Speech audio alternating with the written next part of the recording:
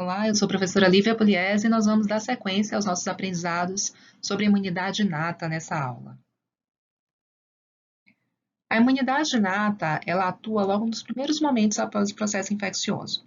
Alguns autores costumam se referir à imunidade de barreira, a função imune exercida pelos nossos epitélios, como a nossa primeira linha de defesa. Então, o epitélio, ele serve como uma verdadeira barreira contra processos infecciosos. E nós vamos estudar nessa aula justamente esses mecanismos da imunidade de barreira. Uma vez rompida essa imunidade de barreira, nós vamos ter outros mecanismos celulares moleculares na região subepitelial.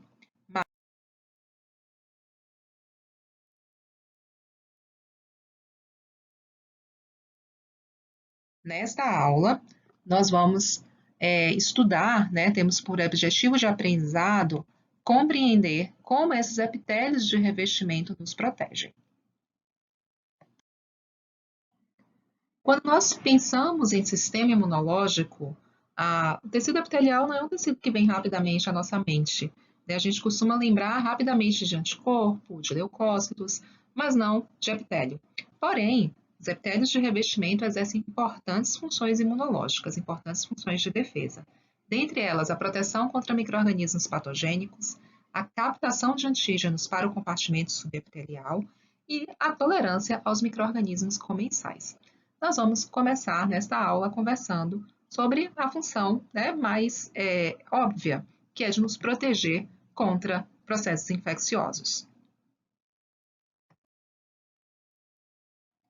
Na proteção contra processos infecciosos, os epitélios de revestimento podem nos proteger através de micro-organismos físicos, ou mecânicos, mecanismos químicos ou ainda mecanismos microbiológicos. E nessa tabela a gente tem alguns exemplos de cada um desses mecanismos, físicos, químicos ou microbiológicos em diferentes regiões do nosso corpo.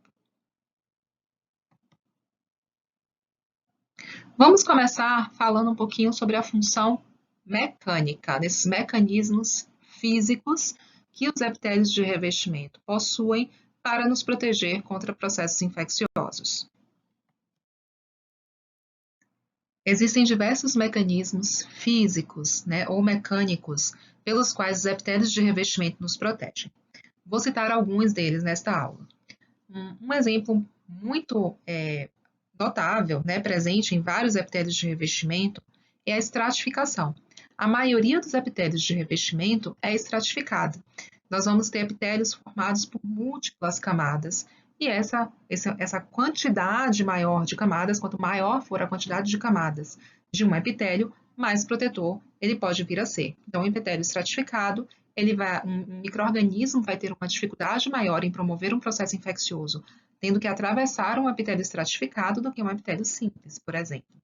A esfoliação é um outro mecanismo físico ou mecânico de proteção. Vamos lembrar, lá da histologia, um conhecimento lá da histologia, que nos epitélios estratificados, as células proliferativas são as células da camada basal, dessa camada aqui que fica mais próxima aos tecidos conjuntivos. Então, essa célula vai proliferar, vai formar uma célula-mãe, uma célula-filha. A célula-filha vai passar por um processo de migração e diferenciação através do epitélio, até chegar na superfície e esfoliar. Neste processo de esfoliação, a gente vai promover, junto com a remoção da célula esfoliada, também a remoção de micro-organismos que possam estar aderidos na superfície do epitélio, evitando-se, assim, um acúmulo de micro-organismos na superfície do epitélio, como se fosse um processo de limpeza natural do nosso epitélio. A coesão. Os epitélios, eles são tipicamente coesos, ou seja, é um tipo de tecido no qual existe espaço intercelular. Então, a matriz extracelular é escassa nos epitélios de revestimento.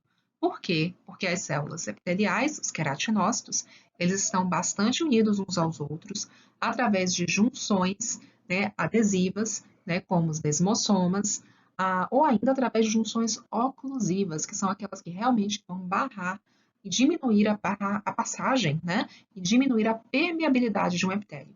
Então, quanto mais junções adesivas e junções oclusivas, principalmente, um epitélio tiver, menos permeável ele será.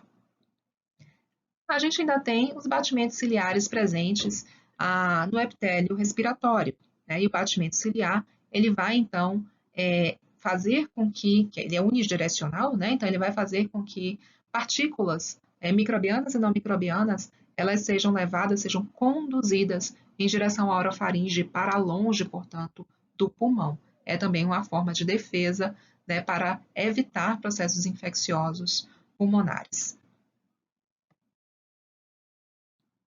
Mais alguns mecanismos físicos, né? A queratinização. A queratinização também nos protege. Quanto mais queratinizado for um epitélio, aqui, por exemplo, a planta dos pés, mostrando uma queratinização espessa, né, em comparação, por exemplo, com o abdômen, né, que é uma região sem atrito e, portanto, tem baixa, né, pouco atrito e, portanto, baixa queratinização. Então, aqui vai ser muito mais difícil para um micro-organismo, né, penetrar, chegar aqui até o tecido conjuntivo, ele teria que atravessar toda essa parede, né, essa barreira de queratina e ainda o epitélio estratificado, né? Então, aqui a gente tem uma barreira menor, por causa de uma menor presença de queratina no caso do abdômen. Já nas mucosas, né, a maioria das mucosas é não queratinizada, a gente vai ter uma proteção menor. O muco também é um exemplo de mecanismo físico de proteção, embora ele também tenha algumas funções químicas associadas. Então, a gente pode caracterizar o muco tanto dentro dos mecanismos físicos quanto no contexto dos mecanismos químicos. Eu vou falar aqui só neste momento sobre os mecanismos físicos presentes pelo muco. O próprio fato do muco ser viscoso, né, o principal constituinte do muco é a mucina, que é um carboidrato. E é o que torna o muco com aquele aspecto, né, viscoso. Então, o fato do muco ser viscoso torna difícil a mobilização bacteriana, né? Então, e faz com que os micro-organismos fiquem aglutinados. E como existe o batimento ciliar, né, esse muco ele é levado em direção à orofaringe e nós vamos ter a tendência a deglutir. E muitos dos micro-organismos não são resistentes à acidez do processo digestivo. E com isso, muitos deles irão morrer, evitando-se, portanto, processos infecciosos. Existe ainda, além da mucina secretada, né, que é o que dá esse aspecto de viscosidade ao muco, existe a muque de membrana, né, que constitui os nossos glicocálices. Algumas células nossas de mucosa, né, vão possuir glicocálice, que é esse carboidrato preso à membrana da célula, e a presença do glicocálice vai dificultar a adesão de micro-organismos. Para o micro-organismo infectar uma célula nossa, primeiro ele precisa aderir na superfície dessa célula nossa. E essa adesão é química. Ele vai promover interações entre ligantes do micro-organismo com receptores das nossas células. Com a presença do glicocálice, essa interação química entre o micro-organismo e os receptores presentes na nossa célula fica dificultada. E, por fim, o fluxo de fluidos biológicos, como mais um mecanismo físico ou uma função mecânica da imunidade de barreira. Os nossos fluidos biológicos promovem uma verdadeira limpeza mecânica em alguns dos nossos epitélios de revestimento que eles banham. Por exemplo, a saliva, né, promove uma limpeza mecânica da cavidade oral e do epitélio de revestimento da cavidade oral. Né, o suor da pele, a lágrima da mucosa ocular. A ausência, né, ou a diminuição desse fluxo de fluido biológico implica em uma maior susceptibilidade a processos infecciosos. A gente vê isso, por exemplo, na síndrome de Sjögren, que é uma síndrome no qual o paciente fica com a diminuição desses fluxos de fluido biológico, diminuição do fluxo lacrimal, diminuição do fluxo salivar e com tendência a infecções recorrentes. Nós conversamos sobre os mecanismos mecânicos, né? Citamos alguns exemplos de mecanismos mecânicos ou físicos de proteção exercidos pelas nossas barreiras epiteliais, falamos de estratificação, coesão, batimento ciliado, queratinização, esfoliação, fluxo de fluidos biológicos. Vamos conversar agora sobre alguns mecanismos químicos, né? Algumas formas químicas desses desses epitélios de revestimento nos protegerem. Bom, além da produção de ácidos graxos e do pH baixo, né, observado, por exemplo, no intestino, nós vamos ter um grande exemplo de mecanismo químico de proteção exercido pelas barreiras epiteliais, a produção e secreção de peptídeos e enzimas de ação antimicrobiana, como, por exemplo, a lisozima, a fosfolipase A2, né, e alguns peptídeos catiônicos, como defensinas, catalicidinas e estatinas. Então, os nossos epitélios de revestimento, eles produzem esses peptídeos e enzimas de ação antimicrobiana de forma constitutiva, ou seja, não é necessário existir um estímulo da presença de uma infecção para que o epitélio produza esses peptídeos e enzimas de ação antimicrobiana. Ele já produz de forma constitutiva, sem ser necessário um estímulo prévio.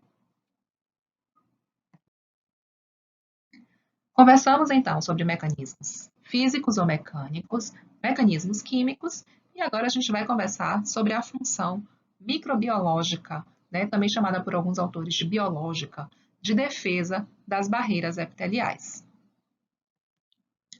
Bom, essa função microbiológica das barreiras epiteliais é exercida pela nossa microbiota comensal.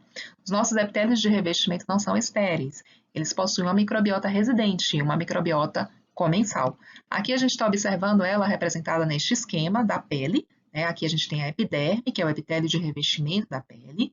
Aqui embaixo a derme, que é o tecido conjuntivo. E olha só, acima, né, da epiderme, a gente está vendo a microbiota comensal da pele. E com as bolinhas, né, essas bolinhas vermelhas, elas estão representando micro-organismos, bactérias patogênicas, ou seja, não são comensais. Na presença de uma microbiota comensal íntegra, de uma microbiota comensal adequada, essas bactérias patogênicas elas vão ter mais dificuldade em estabelecer um processo infeccioso. Quando a gente tem uma disbiose, quando a gente tem uma alteração dessa microbiota comensal, ou, né, no caso, mesmo com a microbiota comensal adequada, mas com uma hiperproliferação das bactérias patogênicas, aí sim elas vão, né, poder estabelecer esse processo infeccioso. Então, na ausência de uma microbiota comensal íntegra, rígida, adequada, né, se ela não está adequada, vai ser mais fácil para que os micro-organismos patogênicos estabeleçam um processo infeccioso. Mas, às vezes, mesmo na presença de uma microbiota comensal adequada, se o microorganismo patogênico tiver muitos fatores de virulência, né, se ele for muito lesivo, ou ainda se ele proliferar em excesso, ele vai conseguir estabelecer o processo infeccioso. Esse esquema ele está representando, olha, o epitélio intestinal, tá? E aqui, como essas barrinhas, né, azuis, a bactéria, a microbiota comensal, né, desse lumen intestinal, do cólon. Na ausência de uso de antibiótico, né, e na presença de uso de antibiótico prolongado. Então, com o uso prolongado de antibiótico, ocorreu uma alteração dessa microbiota comensal do cólon. Então, teve uma redução dos micro-organismos da microbiota comensal. Com isso, ocorreu uma disponibilidade maior, né, de espaço, né, e de nutrientes para que bactérias patogênicas estabeleçam uma infecção de forma facilitada. Então, vai ser mais fácil para essa bactéria patogênica estabelecer um processo infeccioso nesta situação do que nesta situação, antes do uso do antibiótico. Então, por isso é que o uso de antibiótico prolongado muitas vezes está associado à posterior ocorrência de processos infecciosos entéricos.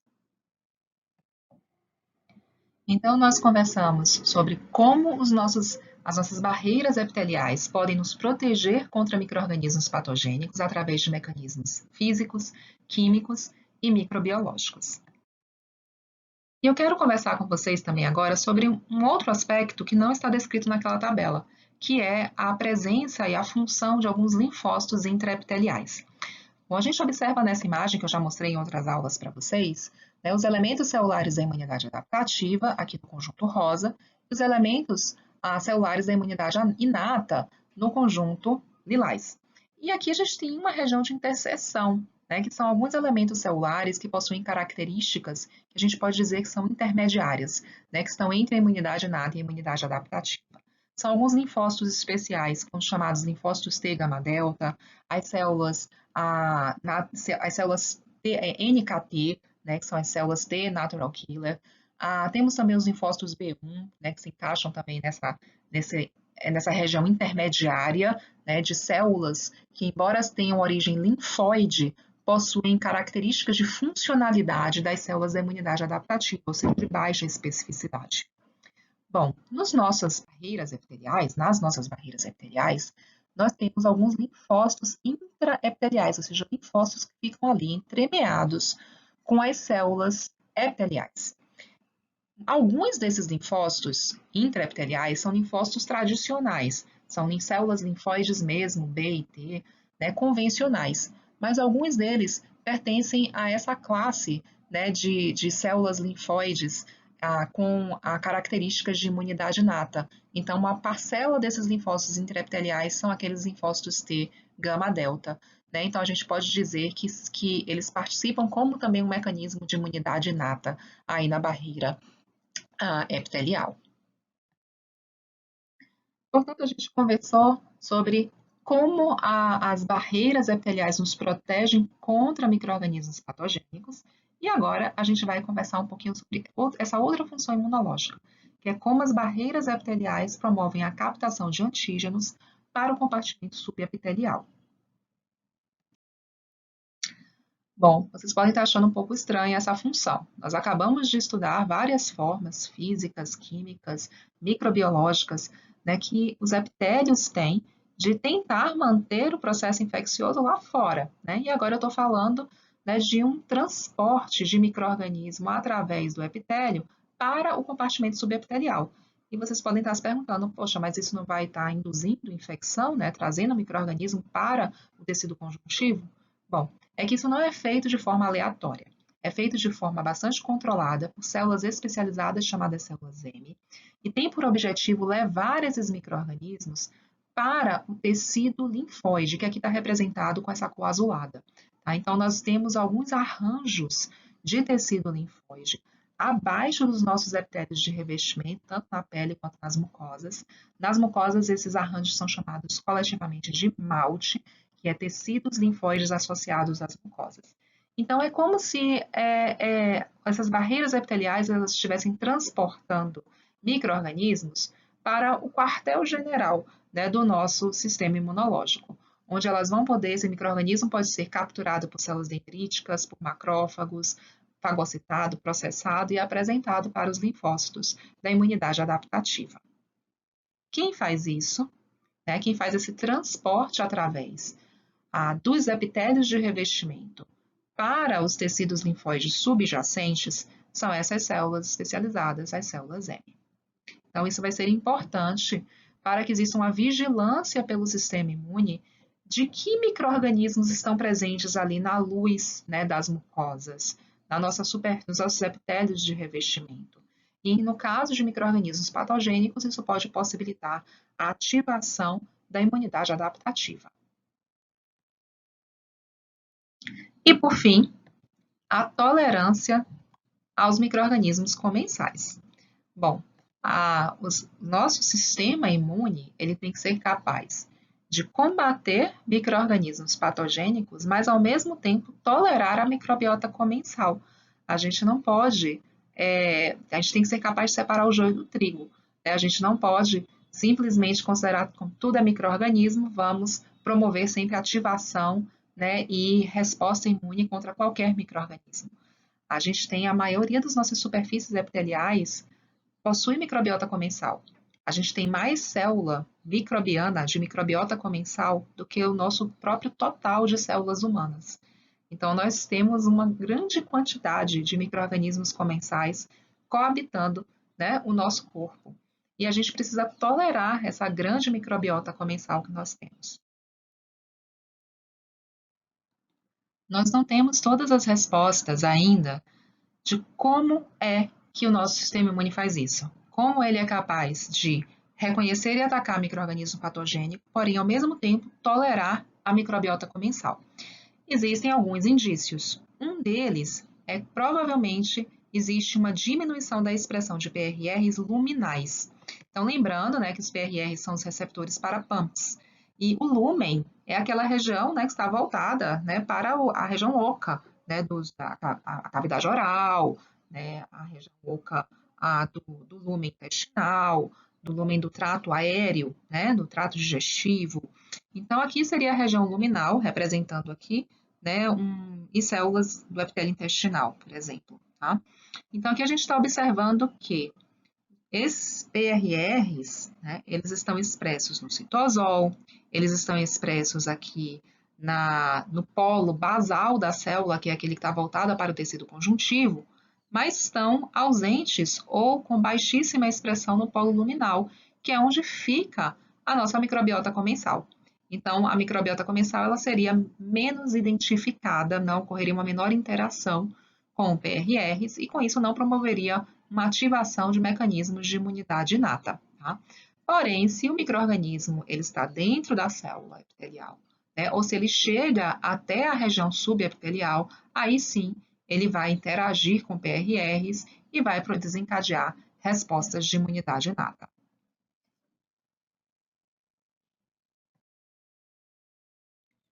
E vamos ao nosso teste de conhecimentos. É mecanismo físico de proteção das barreiras epiteliais. Secreção de defensinas, competição dos patógenos com a microbiota comensal ou baixa permeabilidade pela presença de junções oclusivas. Então, é a baixa permeabilidade pela presença de junções oclusivas. Secreção de defensinas é um mecanismo químico e competição dos patógenos com a microbiota comensal é um mecanismo microbiológico.